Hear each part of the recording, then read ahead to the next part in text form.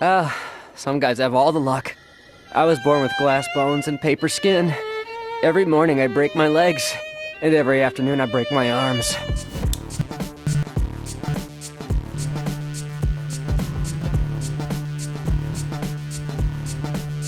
Hello everybody, welcome back to another episode of 2FAST2MOVIE. I'm your host for the day, Abraham, and with me is my co-host Benjamin Collins here to talk about another crazy episode of Attack on Titan. And I gotta say, they're getting pretty inconsistent with the content warnings, Ben. You know what? No, I disagree. I think that our episode, Declaration of War, definitely the most violent episode so far. Definitely needed the content warning. Oh, absolutely. Yeah, plays deadly. They are. You cannot trust a regional theater production of anything, man. They always just go off the deep end. You don't need to use blood all the time. You can just theater of mind. Really, that's the scariest thing of all. Get some of those red tinsel and like throw it instead of just like you didn't need a Titan to actually punch. You don't. That kind of special effect is just too much. They didn't need to hire Eren for that. I'm sorry. Ripping off a Titan's arms, shadow puppets. Look, the episode. This episode was great. Of course, we're just joking around because obviously there's so much to talk about in this episode, so we're gonna get right into it. But before we begin, be sure to subscribe and hit the bell for notifications because we do upload videos every week, so you'll always have a reason to subscribe, or you'll always have a reason to come back for more. And spoilers ahead for this episode of Attack on Titan titled Assault. So we begin the episode literally right where we left off. As Paradis continues its assault on the Warhammer, the Beast and Cart Titan arrive on the scene. As the fighting continues, Falco emerges in the palms of Reiner's Titan. We see that Reiner is critically injured as a result of the blast and won't recover unless he has the will to live. As Paradis gains the upper hand by vanquishing the Beast Titan and critically wounding the Card Titan, and using the Jaw Titan to break open the Warhammer Titan shell, Eren finally claims the Warhammer's power for his own and has Marley on the ropes. Just by that intro alone, that kind of speaks to volumes how much crazy stuff happens in this episode. Just like the last 10 minutes alone are insanity. It's strange because we see this exchanging of power, which honestly, any good fight sequence, let it be an anime or an action film, should need to have. There should be this shift in balance that's constantly happening on the battlefield and helping to tell the story. That being said, even though we saw it last episode, this episode just went to confirm even more. We and Marley sorely underestimated how strong the Paradise forces were going to be once they came on land. Because if I'm being frank, Eren only goes toe-to-toe with really like two Titans. And he does beat both of them. But everyone else that gets downed by Levi and the troops. Like, the Cart Titan is mostly Sasha. Yeah, because Sasha is the one who does the sniper shot, which then gets Jean and the rest of the Paradise to just annihilate it with, like, an onslaught of, like, barrages from these Thunder Spears, which was brutal to watch. And also, just because I had to mention this, the guy who they shot in the head had photos of all of the crew members inside of his little pod. I saw that. That was it's really bad. That was uber sad. That was dumb sad. It was, hey, that's war, man. That's they don't call it peace on Titan. They call it attack on Titan. Yeah. But it looks like there's a pretty solid chance that the Beast Titan might be dead, and the only reason why that I'm even saying this is because it's Levi who did it. He did it very thoroughly, got the complete drop on him, and not only did he slice the dude up in the back of the nape, but he was also like, I'm going to throw some Thunder Spears in there for good measure. For good measure. No, it wasn't even a Thunder Spear. It was like a pull-off grenade, like, bomb. Oh, yeah, you're right. Oh, it's even worse. It's even worse. Which I could see them making Beast Titan dead because, you know, it would kind of follow Grisha, like that we learn about this character through other means, like memories or you know, but Zeke paths. Certainly posed an interesting challenge in the story because of his bloodline, which makes me feel like he has a little bit more plot armor.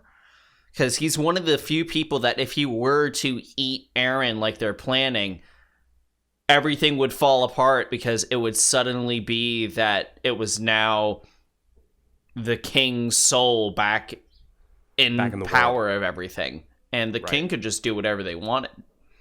Whether it be giving themselves up or actually bringing the rumbling of shit is bad enough and it is deemed the right move in that moment. Right. And speaking of the rumbling quickly, they keep mentioning it. They even mentioned it, I think, twice in this episode. Porco even said something like, if we take out the founder now, they can't use the rumbling. So I'm wondering if that's more fear on their part or if there's more to it than that. If this is actually a plan that they're considering using the rumbling. We see how one Colossal Titan has the ability to decimate an entire city. It takes out that half of the block, and Armin doesn't even use it offensively, because if he actually desired to just destroy everything, he would have just walked, like, 5 steps with that big, long daddy's legs, and he would have been able to fucking wreck an entire, basically the entire city and all districts involved. We can talk about that more later on because we are going to talk about Armin in a second. But let's quickly just cap off this part of the episode because right now Eren is a beast. He transforms 3 times in the span of a battle and is able to summon this many Titans, which even the Jaw Titan, Galliard, is like, this is insane. You still got fight left in you. He also now has, technically speaking, 4 Titan powers. He has the Founding Titan power, the Attack Titan. He also just got the Warhammer, and if you remember, in Season 3, he drank the spinal fluid marked armor, meaning that he gained at least some version of armor power and increased hardening abilities, which helped him to block the Warhammer's piercing with his arm. He was using it in this battle as well and used it to defeat Reiner in Season 3. So we got to talk about what, because is Eren just going to get all the powers? This is where this is headed? I think we're looking at kind of an Akira situation where we kind of don't want our protagonists to get all the powers right now. Yeah. I will say the armor hardening is more akin to that of the female Titan than it is of the armor Titan for just the ways that it manifests. It's more of just an enhanced hardening, and clearly he's able to use it to his advantage, but it is certainly not the same as what we've seen prior. I do think that this is just going to, in general, spell very bad news. We talked about the potential of what he could use that for last episode once he gets the Warhammer's power. I don't know if it manifests immediately or it's the next time he does a Titan transformation. I'm interested to see if he's going to have like a weird mask lines or something, but it would be just wild to see Eren with a Titan suddenly using giant ODM gear, but I don't think that we're going to see anything like that. Oh, you mean like, wait, like you mean using his hardening to make some ODM gear? Dude, that would be insane. It would be so fucking stupid. It would be. No, it would are you kidding me? Well, I don't think he could grab onto anything realistically. I think everything. Yeah, I feel like he's larger than everything around. It would just be like 2 swords, which, to be fair, he does know how to fight with. So you're right. So he can start incorporating weapons now. I think that he will not manifest it in this battle because just like when he first got the power, it takes a while to settle in. Like you have to like transform, and then you have to like eat the original Titan that you get, then gain their powers, and then ingest it, and then there's like a recovery period. Yeah. So I think that he can't use it in this battle, and it looks like they're going to escape because they do have a plan ready. We see Hanji and another character actually named Onya Capone, a dark-skinned man, riding on this blimp, trying to pick up everybody. So they had an escape plan at the ready, and it looks like they had even more than an escape plan because now we can talk about Armin. Ben, you were right. Yeah. Armin was indeed the trump card. And as the port is being docked and all hope seems lost for our Paradis crew, a small, tiny little sailboat appears in the pier. Little do they know, it's basically a nuke. And Armin transforms in the port and laying waste to the entire naval fleet. Afterwards, Armin looks at the onslaught and the devastation and the civilians caught in the crossfire and remarks that Bertolt must have felt the same way in episode 1 when he broke down the walls. Later, as Jean goes to finish the cart titan, Falco steps in front of the Thunder Spear, begging for her life. And Jean, learning from his mistake in season 3, doesn't hesitate to kill them both. Luckily, PX Titan Steam diverts the shot. So, first of all, congratulations. You did it. You won Attack on Titan. I won Attack on Titan, guys. I've been I think am I 3-3 on prediction so far? Yeah, potentially. Yeah, you're. I think I'm not going back and counting that. I've been throwing out predictions and I've just been getting them. So because luckily, with a show like Attack on Titan, especially animation like this, with such rich storytelling, they don't waste a frame, so everything has meaning. Which means that if you dig a little deeper and just ask yourself questions, it's gonna reward you. Which is fun, or it could not, because there's still a lot of mystery in this, and we don't know everything.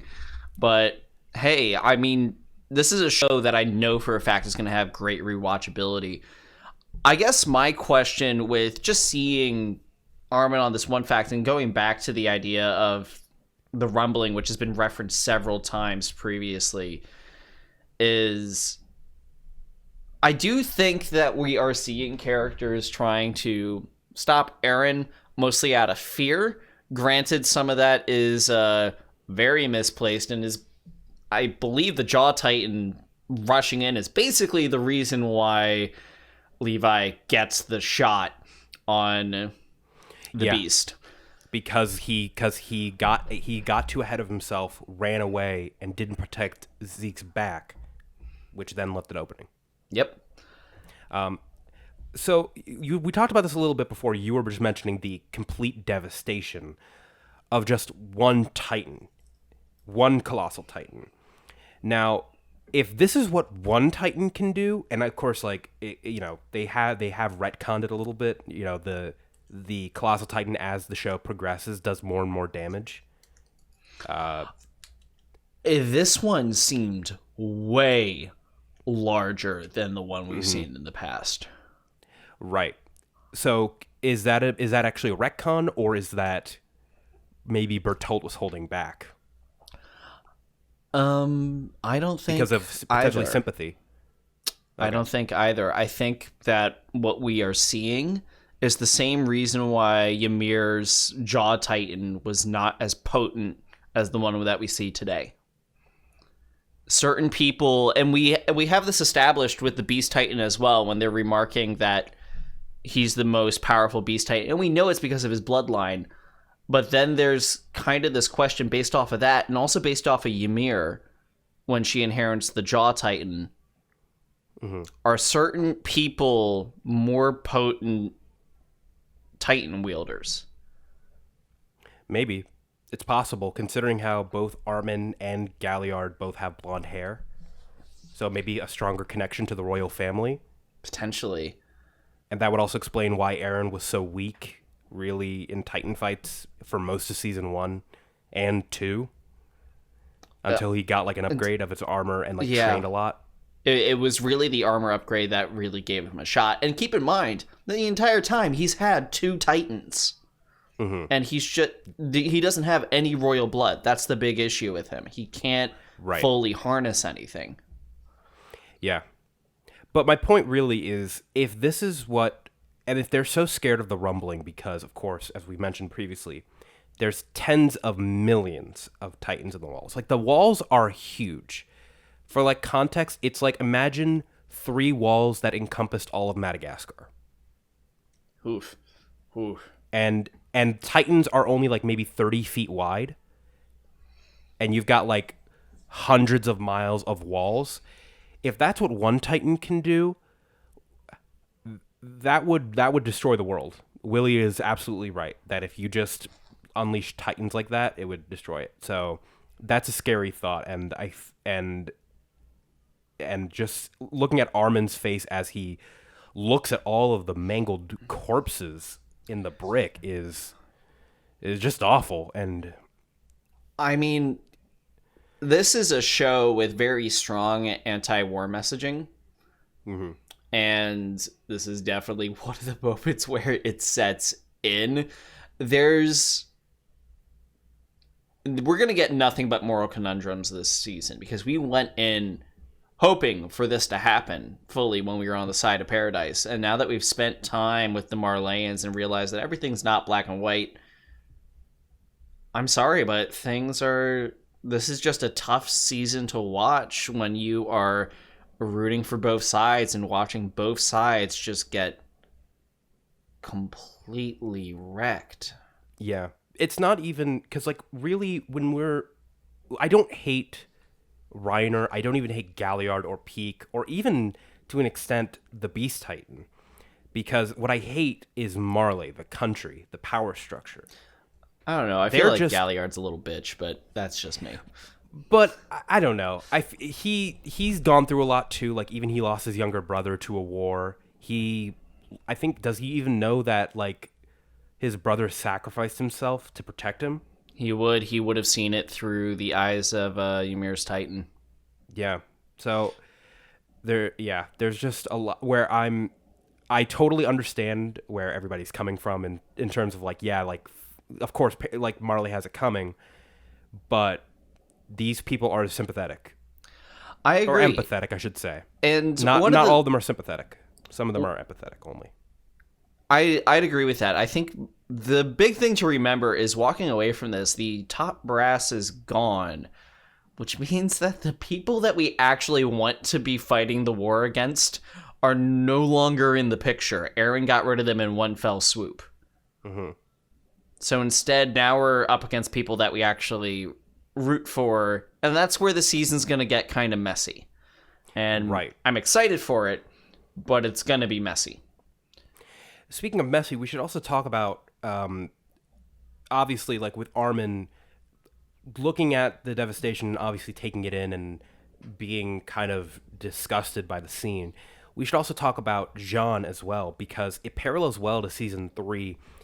It's almost the exact opposite of what happened. In Season 3, he learned not to hesitate after he almost got killed and Armin saved his life. And that was the lesson that he learned. And now that now that he doesn't hesitate and does it, he may flip on his arc and now may learn, I guess, may have second thoughts about this whole war, which kind of plays into what we were talking about last week, which is that they're kind of setting up a divide between some of the members of Paradis.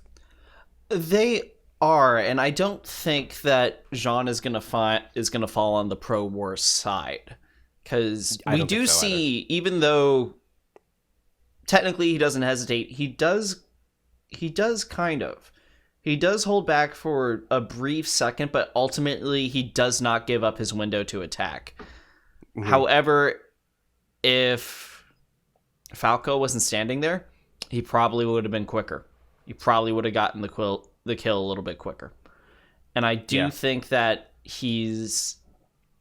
I feel like saying that because he attacked, he's going to fall back, and I think, if anything, he's going to double down.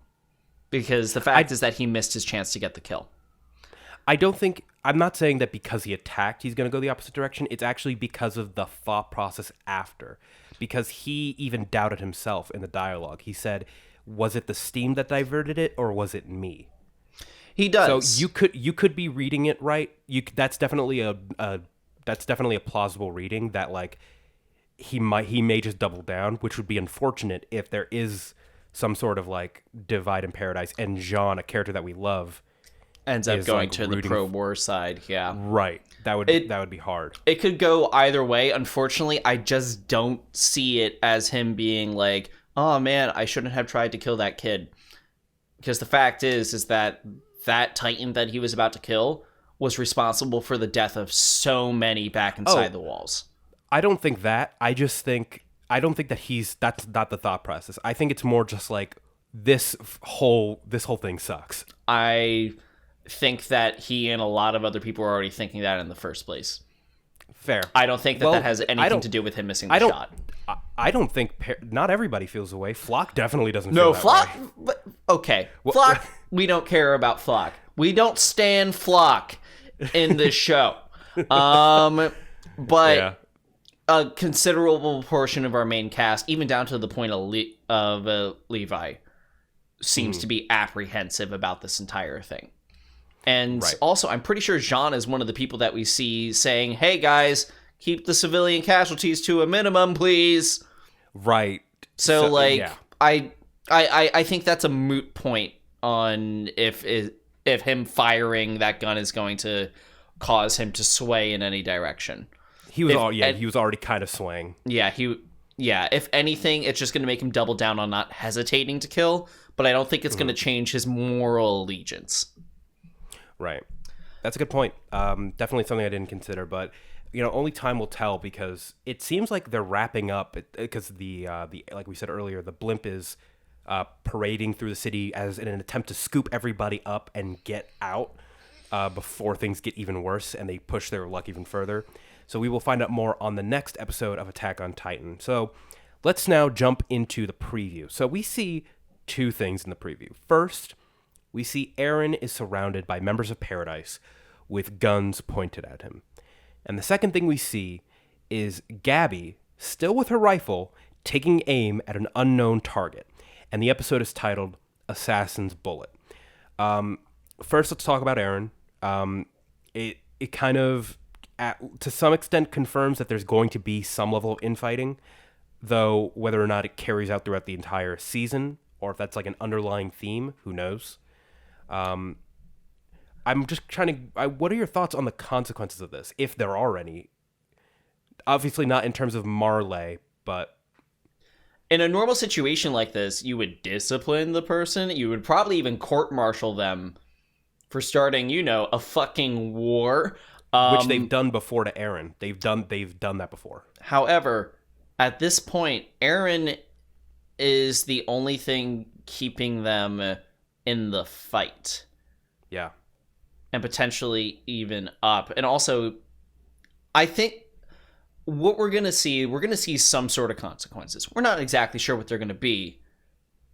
We're definitely... This only confirms that Eren went rogue in the first place, and we are going to see that divide kind of begin to blossom, and I think the infighting is going to be there. I don't know if it's going to turn into armed rebellion, but I think that we're definitely going to have at least some conflict. I don't think it'll turn into armed rebellion. I think, if anything, by the time that even could happen, Marley is probably going to attack back. Exactly. I think that... as far as who the bullet's for,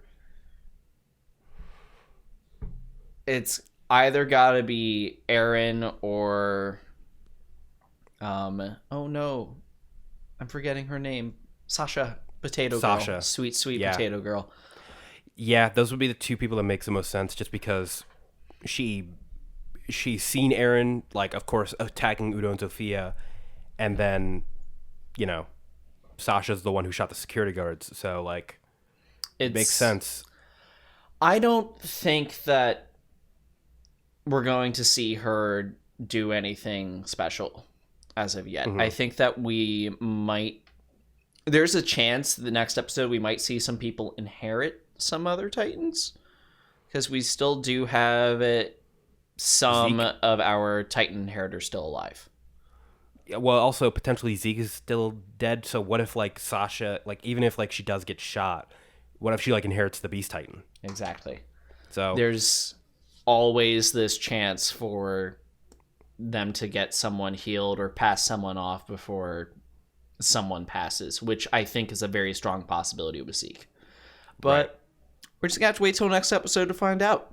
We do, because honestly, I can't wait. I think they've consistently been upping the episodes, and they get crazier and crazier every episode.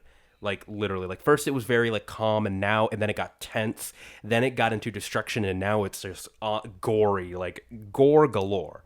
I think we might have a little respite. I think we might have a little respite next episode. We will eventually, but I think the next episode is going to be the final piece before that cooldown. Before we ramp things back up for like the second act. We'll see where it's going. Regardless, thank you guys so much for watching this episode of 2FAST2MOVIE. You can find us here on YouTube, also at Spotify. You just look up Return of the Movie. You can also find us at Amazon Music. Follow us there. And hey, we also release episodes of reviewing WandaVision, so check that out here on the channel. Otherwise, please like, comment, and subscribe. It really helps us out in the long run. You'd be doing us a huge favor by doing so. And hey, it's 2FAST2MOVIE.